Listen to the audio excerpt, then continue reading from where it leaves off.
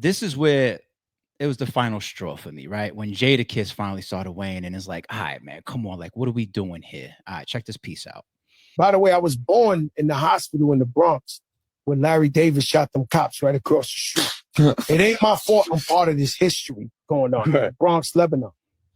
One of my cousins went to Cuba to free Cuba. You remember when 3 Cubans went like maybe 20 years ago? That's actually one of my fucking cousins went to Cuba to try to free Cuba. He went to jail for 20-something years, came home like 5 years ago, and he died already. He came home after jail. They put him in jail for 20 years. That's my cousin. That's how Cuban I am. How did it? I can't lie to you guys. They call me the Forrest Gump of hip hop. Something happened. By the way, I was born in the hospital in the Bronx. The fact that he can continue to deliver these stories while everybody is sitting there laughing at him. They're not laughing with you. They're laughing at you. All right, but let's go back. That was the final one for me. Yesterday, when I saw that, I said, all right, we bringing this to the stream. We got to chop this fable. But let's go back. This isn't the first occurrence. There was more that had people like, is he serious? Is he joking? What's going on here? For example, this was like this real live, real nigga, but that never really had a crew. A pistoleros. He didn't have a crew. I had an army since I was in kindergarten, bro. I'm telling you. I got a story. He rest in peace. Julio Fuente, my barber for many years. He said I was 5 years old. I walked to his barber shop with 20 kids. And he said, he was like, yo, I can't cut your hair with these 20 kids. And he said that I told them all to go outside and wait for me. And they all went outside. And that's when my barber, Julio Fuentes, told me, I knew you were the leader. I knew you were going to run this shit. You was 5 years old telling 20 guys, wait outside, right? The Pun was like this real, live, real nigga, but that never really had a crew. A pistoleros. He didn't have a crew. I had an army since I was in kindergarten. We're about to get serious with this shit in a second, but I got no choice but to fucking laugh here. 5 years old. He walks into the barber shop, 20 deep, an army behind him. And the barber recognizes this 5-year-old as somebody that you should also interact with like you're interacting with an adult. And says, yo, I can't have all these people in there. He said, all right, yo, everybody out. And the whole gang, the whole army of 20 kids walks back outside. Now we seen something close to this, but they wasn't 5. It was City of God. Okay, what was it? The Runts or whatever. Little kids that'll do you in running around, right? Shooters, like, but they wasn't 5. The thing about Fat Joe here, even if this was like semi-true, let's say he walks into the barber shop, maybe it sounds right at age 11, and there's 3 people with you, maybe. You know what I'm saying? Yo, fellas, go outside, maybe because they was talking too much, making too much noise in front of the customers, and the barber's like, yo, they gotta go. 11, maybe. Do you know what it takes to be 5 years old and walking around outside in public without your parents, Fat Joe, or without a guardian? 5 years old. 5 years old is the age that if I see you walking down the street by yourself and 5 years old, you know what I do? I start to look around like, where's the parents? Where's the guardian? Like, do I need to call child services? Do I need to call an ambulance? Like, I start looking in the backdrop like, oh shit, is this kid lost? 5 years old, you outside walking in and out of barbershops and shit, 20 deep with a gang.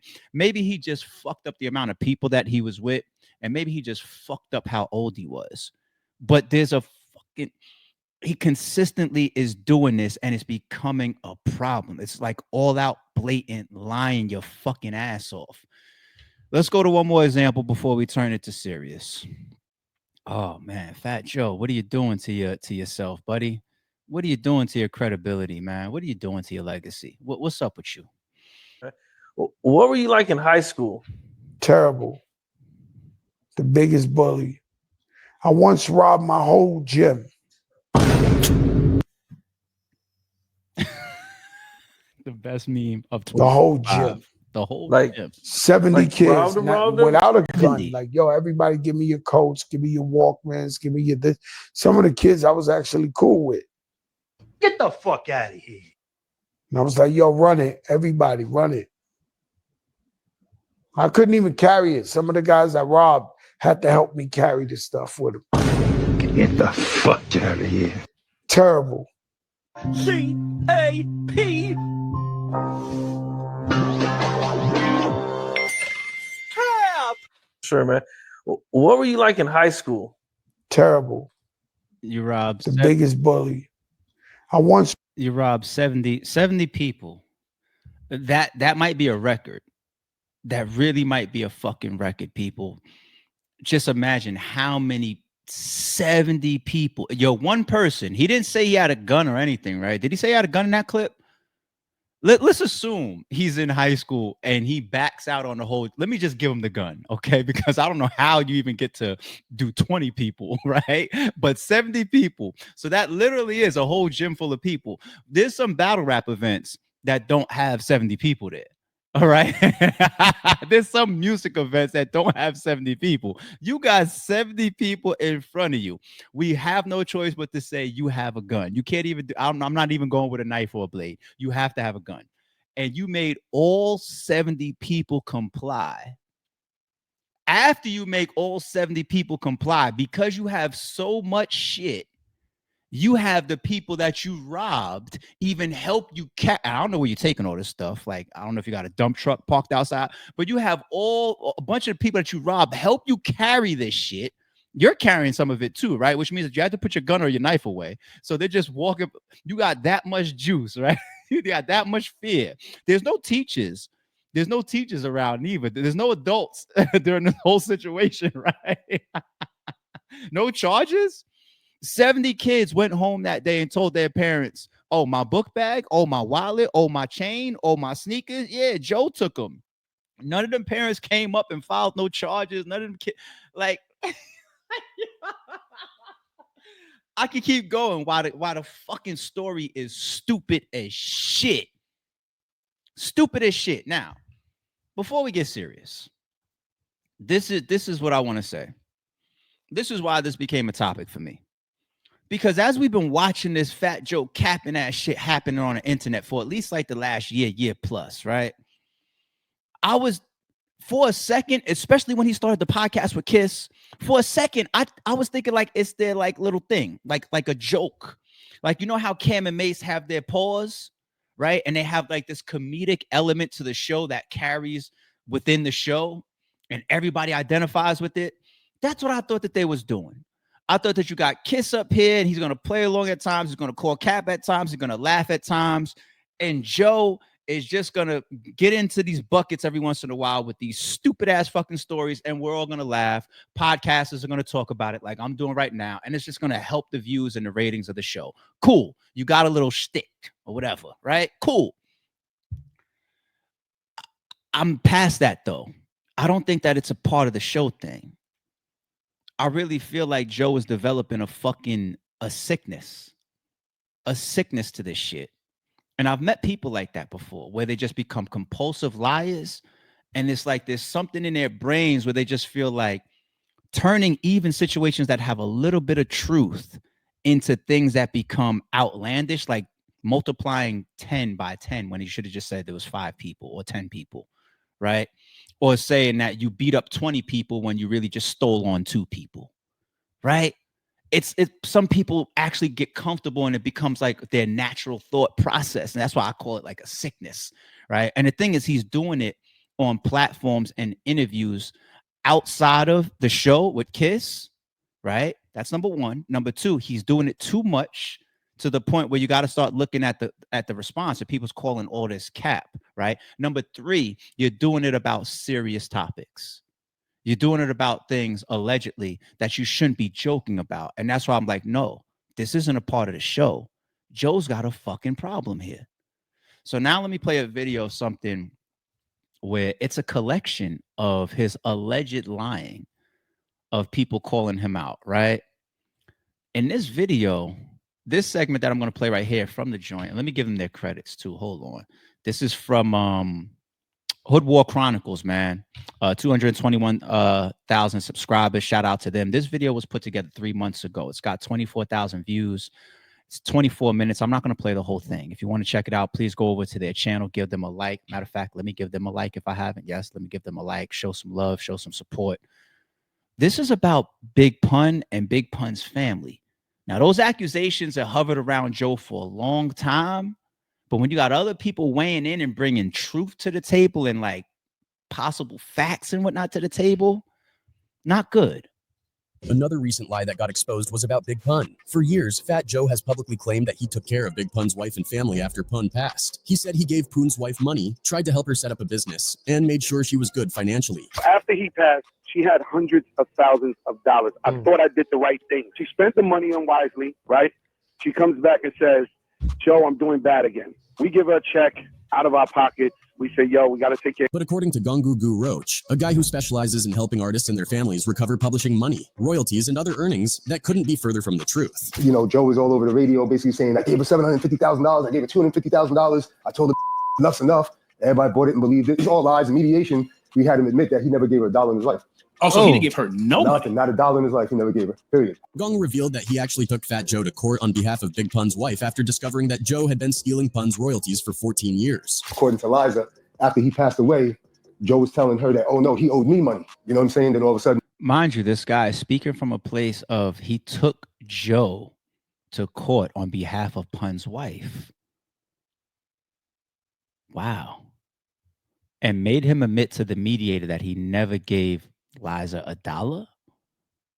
A bunch of fake royalty statements started to come biannually. Apparently, Joe was generating fake royalty statements and working with Jellybean Benitez to send these bogus reports to Pun's wife. 14 years, from about 2000 to 2014, fake royalty statements was coming out. 2000 to 2014? Yeah. Joe used Jellybean Benitez as a publisher. Jellybean Benitez was Madonna's ex-boyfriend from the early 80s. He produced a bunch of Madonna records back in the early 80s. He remixed, he DJs now. According to Gongs, Pun's wife had tried using multiple lawyers before him, but none of them could get her justice. When he stepped in, though, he was able to take Fat Joe to court and expose what was really going on. One was super popular, was telling her there was nothing here, basically. Once I got the royalty statements, the same stuff that they had, it probably took me like a minute and a half to see the deception. I called her up, told her I paid for the case, paid for the auditor, took him to court. And here's where Fat Joe's lies really start piling up. Not only that's scary, because if you're willing to go to the now, this is Big Pun, this is twin, right? This is your brother. This is somebody that forget. Even if I remove Fat Joe, the whole hip hop community holds up as one of our goats, and we hated the fact that we lost Pun. We still do hate that we lost Pun. Rest in peace, Big Pun. Now, Fat Joe, somebody that brought Big Pun to us, right? We know Big Pun because of Fat Joe. This was, to me, like Diddy bringing Notorious B.I.G., even though Fat Joe could rap and Diddy was really just a mover and a shaker, okay? Imagine this man passes, Big Pun, who brought a lot of light to Terror Squad and also to Fat Joe. He was the top dog. He was the go-to. He was the biggie of the whole equation. He passes, and if that is how Fat Joe respected Big Pun, by disrespecting his family to the length of fake royalty statements, because you can't be that much unwilling to break bread with Big Pun's family. I'm trying not to believe this shit, Joe. I'm trying not to, because if you're willing to create, the man is calling out names. He said like Madonna's ex and all of this from the 80s. The man's got names. The man said y'all two went to court and was face to face in court. Fake publishing and royalty statements, and then he gets his hands via auditor on the real ones. He said 1 minute he's able to look at both. This one says $10,000. This one says $10. Okay, I'm calling Shorty. Hey, I'm picking up the case. I want to do the case. Because it took me a minute and a half to just look at the real versus. That would make Joe a disgusting person, right? That would make him a disgusting person. So I'm not going to jump all the way out the window on that. Unless somebody from Checks and Balances goes and pulls this casework somehow from allegedly when they went to court and lets me read it. I'm not going to jump all the way out, but that's disgusting if there's any truth to that. Wow. only did he claim he gave Pun's wife money when he actually didn't give her a dime. But he also went on interviews saying there was never a court case in the first place, when there absolutely was. Gonga even said he couldn't believe how easily people believe Joe's lies. He was on Drink Champs and other platforms basically saying, I went to court and the judge said, "What are you doing here?" And I walked out. He basically went on the platform saying that there was no court case. I don't understand. Gongu also revealed that when a Big Pun movie was in the works, the people behind it wanted Fat Joe involved to use his influence and connections to help push the film. We were trying to do a Big Pun movie and stuff like that, right? And basically, we were like, hey, let's get Joe involved. You know what I'm saying? Because it's going to be bigger with Joe. If you do it without Joe, Joe can get all these other people involved. But according to Gongu, Joe allegedly refused to help unless Pun's wife publicly stated that he never stole from her. Of course, she refused because he did steal from her. But he was basically saying like, well, if you go on Instagram or if you go out there and tell publicly that I never stole from you, then I'll work with you. Otherwise, I'm not working with you. She's like, why would I do that? You stole from me. So at this point, Fat Joe isn't just a liar. He's also a thief. And somehow people keep eating up his stories like they're the truth. He was a mediation. He basically said that he never gave her $1, zero. So the $750 he was talking about, he lied. The $250 he's talking about, he lied. As you see now, people are starting to see that he lies a lot, but I don't understand why nobody reprimands him. Another prime example of his ever-changing stories is about his involvement with Biggie Smalls. Back in 2023, Yeah, that's another one. So there's stories of him giving, he had an album come with Biggie. They asked Lil C's. Lil C's was like, I don't know nothing about that. They asked Diddy. Diddy's like, I don't know nothing about that. He's got videos talking about his relationship and things going on with him and Pac, and people's just like, what? He's got a lot of things attached to some big names that people are just like, that's cap. That's fucking cap. The stealing thing allegedly from Big Pun's family and Big Pun's estate or Big Pun royalty wise or whatever, that is the level of, oh, no, we can't fuck with you. If that was true, we wouldn't be able to fuck with you. And dare I say, it's almost like Blue. Blue has been running around for years, throwing dirt on Big Meech and other people from BMF. And we took it with a grain of salt, like, well, people calling out, Blue and saying that there's shit on his name. So maybe he has motives to talk shit, right? Maybe he has reasons to talk down on certain people. And then when the shit comes out about Big Meech and this third party cooperation and dude that's in jail started speaking out, is it Cuffy? And there was all this stuff going on. It's like, wait a minute, Tammy and her being a snitch and being directly tied to Meech while he was still in jail. And it's like, there's some cause to pause. Paperwork don't say that we're supposed to put that on Big Meech 100%. No, but I see why people started to have questions. I see why. This thing, though, with Joe, it amplifies the voices of people like, let's say, dare I say, Papoose from the past. When Fat Joe and Pap had their fight, the way that Fat Joe gave his story versus the way that Pap gave his story, it's like, all right, well, Pap has never been known to be a liar. Like his credibility has always been solid in the public. How about somebody like Cuban Link, who's been screaming to high hell about who Fat Joe is for 10, 15, 20 years? I don't know if there's some cap in some of the shit that Cuban Link has said over the years, but you start to have like a different set of ears because it's like, yo, Joe, we literally have you on camera lying like 10, 15 times for shit that's supposed to be frivolous. Now, you know what they say about people that's willing to lie about small stuff. If you're willing to lie about small stuff, what do I expect you to do about big stuff? If you could just make up a story in flight, who, Big? Oh, yeah, you want to know about Big? Yeah, me and him had 20 tracks recorded because we had an album that was about to drop. But the reason why we didn't drop it is because he was dissing Tupac too much on the album, and we thought that was going to be in bad taste. So I don't even know what happened to the songs. The songs probably all got deleted. That's literally what Joe said. He said the songs probably got deleted.